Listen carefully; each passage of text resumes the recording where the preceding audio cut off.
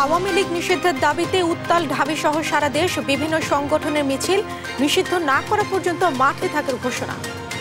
জনগণ ছাড়া রাজনৈতিক সিদ্ধান্তের এখতিয়ার কোনো প্রতিষ্ঠানে নেই বলল এনসিপি। আওয়ামী লীগ প্রসঙ্গে প্রধান উপদেষ্টা বক্তব্যের নিন্দা। আওয়ামী লীগ নিষিদ্ধের কোনো পরিকল্পনা সরকারের নেই, আমরা তার এই বক্তব্যের নিন্দা জানাই। রাজনৈতিক দল কার্যক্রম করতে পারবে কি পারবে না, এটি সম্পূর্ণই একটি রাজনৈতিক সিদ্ধান্ত এবং এই সিদ্ধান্ত নেওয়ার এখতিয়ার কেবল মাত্র সরকার, রাজনৈতিক দলগুলো, বিদ্যমান রাজনৈতিক দলগুলো এবং জনগণের রয়েছে। নির্বাচন সংস্কার মুখোমুখি করার রাজনৈতিক উদ্দেশ্যমূলক বললেন তারেক রহমান। স্বৈরাচারের দোসরদের পুনর্বাসনের সুযোগ দেয়া যাবে না। ছুটির দিনে বিপণী বিতানে জমজমাট ঈদ কেনাকাটা, প্রিয়জনের জন্য কিনছেন পছন্দের পোশাক, বাড়তি দামের অভিযোগ। ফিলিস্তিনে বর্বরতার প্রতিবাদের রাজধানীতে বিক্ষোভ, আন্তর্জাতিক সম্প্রদায়কে রুখে দাঁড়ানোর আহ্বান, ইসরায়েলের বিরুদ্ধে ব্যবস্থার দাবি। আমরা দাবি জানাতে চাই, গণহত্যাকারী নেতানিয়াহু এবং তার ইসরায়েলকে পৃথিবীর মানচিত্র থেকে মুছে দিতে হবে। এবং রমজানের তৃতীয় শুক্রবার জুমার নামাজ আদায়ে হাজারো মুসল্লির ঢল আল আকসা মসজিদে, ফিলিস্তিনিদের জেরুজালেমে প্রবেশে বাধা।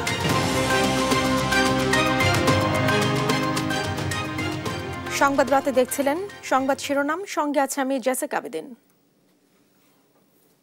এবারে বিস্তারিত সংবাদ।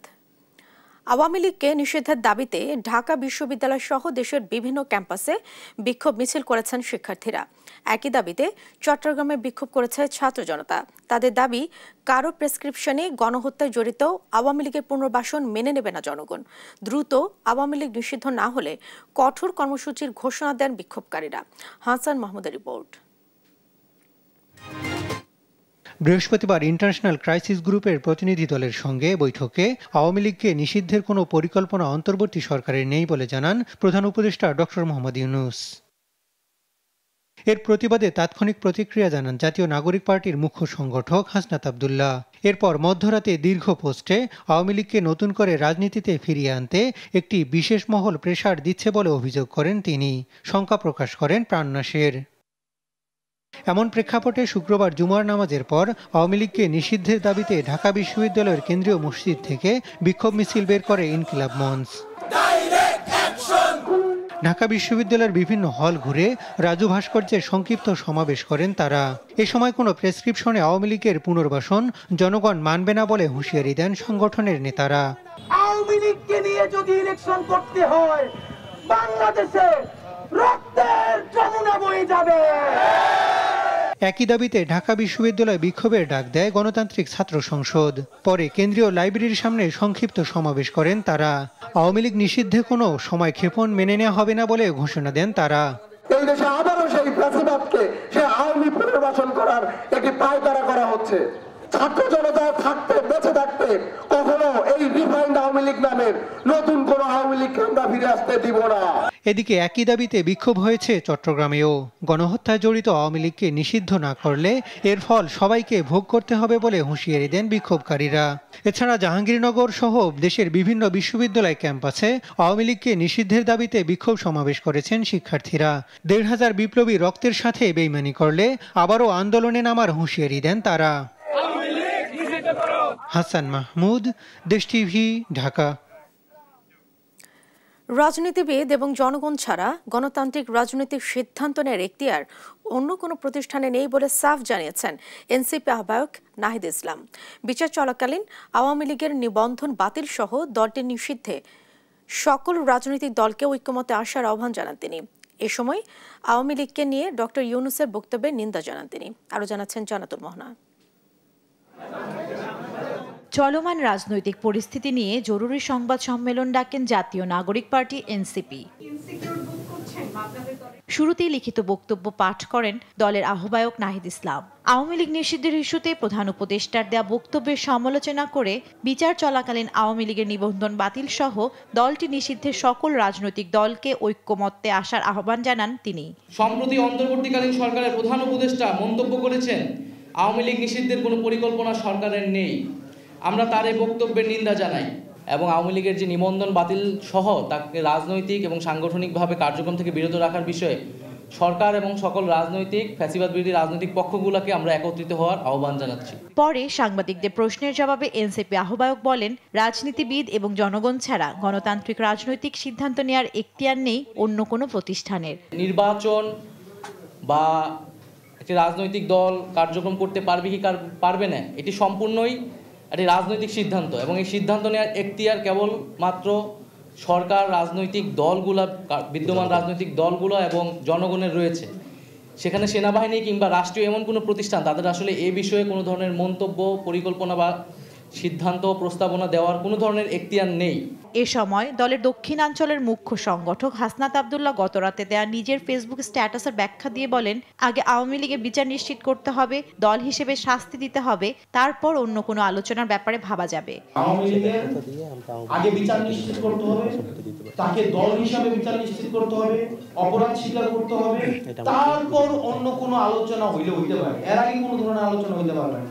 সারা দেশে এনসিপি নেতাকর্মী, সমর্থক ও ছাত্র জনতা আওয়ামী লীগের বিচার ও নিষিদ্ধ করার দাবিতে বিক্ষোভ কর্মসূচি অব্যাহত রাখবে বলে জানান দলের সদস্য সচিব আক্তার হোসেন। আওয়ামী লীগের বিচার এবং আওয়ামী লীগের নিবন্ধন বাতিলের দাবিতে সারা দেশে বিক্ষোভ কর্মসূচি অব্যাহত থাকবে। জান্নাতুল মোহনা, দেশ টিভি, ঢাকা। নিজেরা ঐক্যবদ্ধ থাকলে আওয়ামী লীগ ফ্যাসিবাদ নিয়ে আর ফিরে আসতে পারবে না, এমন মন্তব্য করেছেন তথ্য সম্প্রচার উপদেষ্টা মোহাম্মদ মাহফুজ আলম। শুক্রবার বিকেলে রাজধানীর ফকিরাপুলে নোফেল সোসাইটির আয়োজনে জুলাই গণ অভ্যুত্থানে আহত ও শহীদদের স্মরণে দোয়া ও আলোচনা সভায় এ মন্তব্য করেন তিনি। বলেন, আওয়ামী লীগের প্রশ্নে কোনো ছাড় নয়। বঙ্গবন্ধুর আওয়ামী লীগ দুধে ধোয়া তুলসী পাতা ছিল না। এ সময় তিনি অভিযোগ করেন, আওয়ামী লীগ কোনো দেশি শক্তি নয়, তাদের ঘুড়ির নাটাই দিল্লিতে। এখন কথা উঠছে বঙ্গবন্ধুর আওয়ামী লীগ বলতে একটা জিনিসের, বঙ্গবন্ধুর আওয়ামী লীগ কোনো দুধে ধোয়া তুলসী পাতা না। ওইটা হচ্ছে প্রথম বাকশাল, বিরোধী দলের নেতা কর্মীদের গুম খুন দর্শন করা হয়েছে শেখ মুজিবুর রহমানের আমলে। অন্তর্দ্বন্দ্বে আমরা নিজেরা ব্যস্ত হয়ে যদি আমরা আমাদের শত্রুদের সুযোগ না দিই, আওয়ামী লীগ অ্যাজ ফ্যাসিজম আকারে এখানে বাংলাদেশ আর কখনো ফিরে আসতে পারবে না। ফ্যাসিবাদ বিরোধী ঐক্যে সংশয় তৈরি করা হচ্ছে মন্তব্য করে বিএনপির ভারপ্রাপ্ত চেয়ারম্যান তারেক রহমান বলেন, জাতীয় নির্বাচনের আগে স্থানীয় সরকারের নির্বাচন দিলে ফ্যাসিবাদ পুনর্বাসনের সুযোগ পাবে। একই অনুষ্ঠানে বিএনপি মহাসচিব মির্জা ফখরুল ইসলাম আলমগীর আহ্বান জানান, আবেগের বশবর্তী হয়ে বাস্তবতার সাথে সিদ্ধান্ত নেয়ার। শুক্রবার বিকেলে রাজধানীর লেডিস ক্লাবে পেশাজীবী ও সুশীল সমাজের সম্মানে বিএনপির আয়োজিত ইফতার ও দোয়া মাহফিলে উপস্থিত হয়ে এসব কথা বলেন তিনি। আরও জানাচ্ছেন নিয়াজ মোর্শেদ। শুক্রবার বিকেলে রাজধানীর লেডিস ক্লাবে বিভিন্ন পেশাজীবীদের সম্মানে বিএনপি আয়োজন করে ইফতার ও দোয়া মাহফিলের সামনে নিয়ে এসে সেখানে উপস্থিত হয়ে স্বাগত বক্তব্য রাখেন বিএনপি মহাসচিব মির্জা ফখরুল ইসলাম আলমগীর। সমস্যার সমাধান করা যাবে না। বিএনপি মহাসচিব আহ্বান জানান, কোনো অলিক ধারণা বা আবেগের বশবর্তী না হয়ে বাস্তবধর্মী সিদ্ধান্ত নেয়ার। আবেগের মধ্য দিয়েও সমস্যার সমাধান করা যাবে না। আমাদেরকে বাস্তববাদী চিন্তা করে, ভবিষ্যতের কথা চিন্তা করে, পরিবর্তনকে সামনে নিয়ে একটা নতুন বাংলাদেশ, গণতান্ত্রিক বাংলাদেশ গড়বার জন্যই আমাদেরকে ওই লক্ষ্যে কাজ করতে হবে। পরে বিভিন্ন পেশাজীবীদের পক্ষ থেকে বক্তব্য রাখা হয়। মাধ্যমে আমাদের এটি অর্জন হয়েছে। পেশাজীবীদের বক্তব্যের পরে ভার্চুয়ালি যুক্ত হন বিএনপির ভারপ্রাপ্ত চেয়ারম্যান তারেক রহমান। বলেন, ফ্যাসিবাদ বিরোধী ঐক্যের মধ্যে সংশয় তৈরি করা হচ্ছে। দেশের রাজনৈতিক অঙ্গনে গৌণ ইস্যুকে মুখ্য ইস্যু বানাতে গিয়ে নিজেদের অজান্তেই ফ্যাসিবাদী বিরোধী জাতীয় ঐক্যের মধ্যে সংশয়, সন্দেহের জন্ম দেওয়া হয়েছে। তিনি আরো বলেন, জাতীয় নির্বাচনের আগে স্থানীয় নির্বাচন দিলে ফ্যাসিবাদ আবার ফিরে আসতে পারে। জাতীয় নির্বাচনের আগে স্থানীয় নির্বাচন হওয়ার অর্থ সারা দেশে ঘাপটি মেরে থাকা পলাতক স্বৈরাচারের দোসরদেরকে রাজনীতিতে পুনর্বাসনের সুযোগ সৃষ্টি করে দেওয়া। তাই সরকারকে আহ্বান জানিয়েছেন এমন কোনো সিদ্ধান্ত না নিতে যাতে ফ্যাসিবাদ পুনর্বাসন হওয়ার সুযোগ পায়। দায়িত্ব, কর্তব্য নিয়াজ মোর্শেদ, দেশ টিভি, ঢাকা। আওয়ামী লীগের পুনর্বাসন জনগণ মেনে নেবে না বলে মন্তব্য করেছেন জামায়াতে ইসলামের আমির ডক্টর শফিকুর রহমান। শুক্রবার জামায়াত আমিরের ভেরিফাইড ফেসবুক পেজে এ মন্তব্য করেন তিনি। এ সময় বর্তমান পরিস্থিতিতে জনগণকে সংযত, সতর্ক ও ঐক্যবদ্ধ থেকে দেশের বৃহত্তর স্বার্থে দায়িত্বশীল ভূমিকা পালনের আহ্বান জানান তিনি। অগ্রাধিকার ভিত্তিতে গণহত্যার বিচারটাই জনগণ দেখতে চায় বলে মন্তব্য করেন তিনি। 2024-এর শহীদ পরিবারগুলোর পুনর্বাসন, আহতদের চিকিৎসা ও একটি সুষ্ঠু নির্বাচনের লক্ষ্যে 15 বছরে সৃষ্ট জঞ্জালের মৌলিক সংস্কারের প্রস্তুতি গ্রহণের আহ্বান জানান জামায়াত আমির।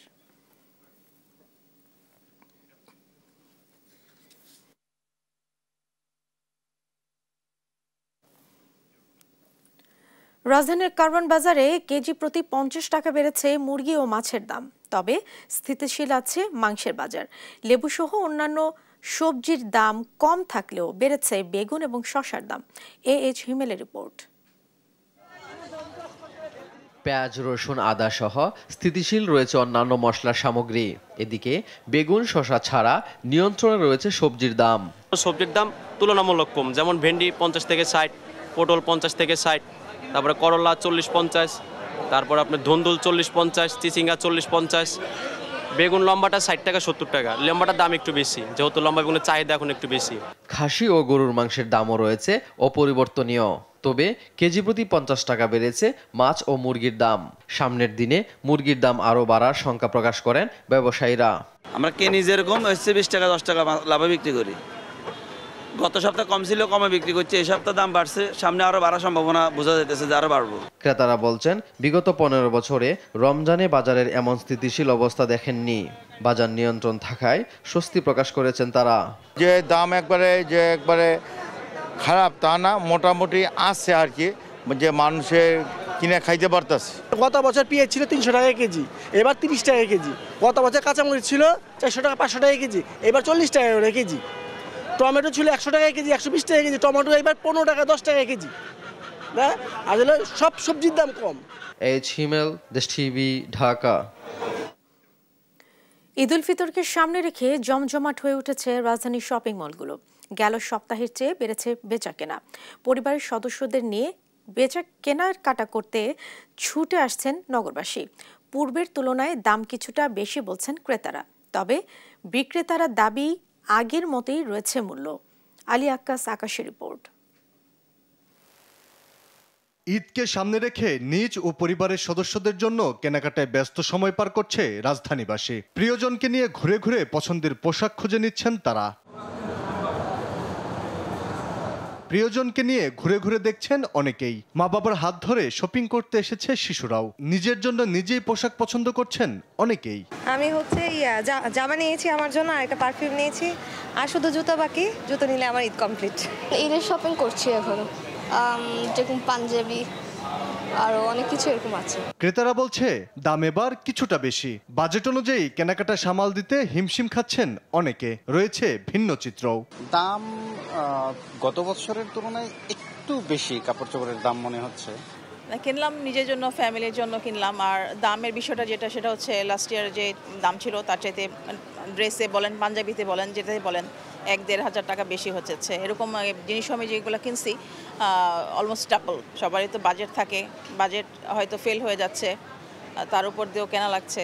এদিকে দাম আগের মতোই রয়েছে দাবি বিক্রেতাদের। জানান 10% ভ্যাট আলাদা দেয়ায় দাম বেশি মনে হচ্ছে। এবার দাম বেশি হচ্ছে একটা কারণে, সেটা হচ্ছে যে গত বছর প্লাস ভ্যাট ছিল, ইনক্লুডিং ভ্যাট ছিল। প্রোডাক্টের যে দামটা ছিল, দৃশ্যমান যে দামটা ছিল, কাস্টমার সেটা পে করে নিয়ে গেছে।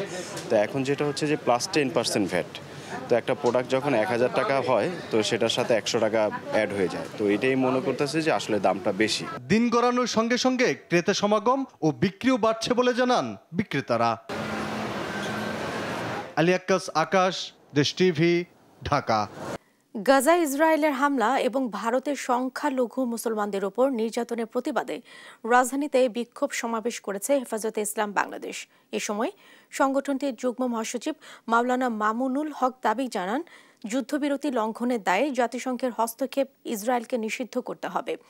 একই সাথে ইসরায়েল ও ভারতের দোসর শেখ হাসিনা যাতে বাংলাদেশের রাজনীতি করতে না পারে প্রয়োজনে দেশের তৌহিদি জনতার রাজপথে রক্ত দিতে প্রস্তুত রয়েছে বলেও জানান তিনি। এদিকে আলাদা অনুষ্ঠানে আওয়ামী লীগের রাজনীতি নিষিদ্ধের দাবি জানিয়েছেন গণ অধিকার পরিষদের সভাপতি নুরুল হক নূর। তাইফুর রহমান তুহিনের প্রতিবেদন।